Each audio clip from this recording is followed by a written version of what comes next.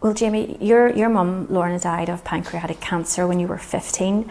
16. 16? Yeah. How did that affect you growing up?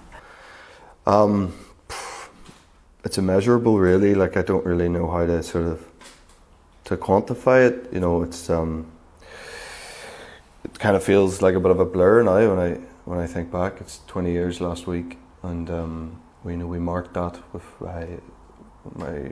one of my sisters flew over from England over here, and we went out for dinner, and we were all sort of trying to trade stories about mum and, you know, reminisce in an appropriate way, and it's a nice thing to do that because it actually enables you to remember more than you think you sort of know, and we should probably do that more often rather than every 20 years or whatever.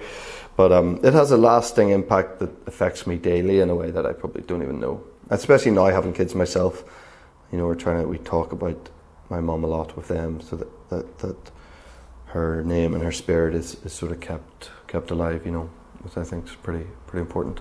And your husband and a dad now as well. So after what happened to your mum, would you worry about your family, and, you know, do you also think about your own mortality? I guess that's what's important about what NI PanC are trying to do. It's like trying to raise that awareness, and on a very sort of general level, bring awareness up in terms of what could be seen earlier, and how symptoms that seem like everyday illnesses, like, you know, pain in a certain part of your body or a stomach ache or whatever, and they could be something so much more alarming, and it's about raising that alarm earlier. The survival rate is very low, 2 to 5%, and it hasn't really changed very much since your mum died. No. So why is this group so important? Why is NI PanC so important? People who have been putting research into this for the last few years already, and from coming from a very personal level.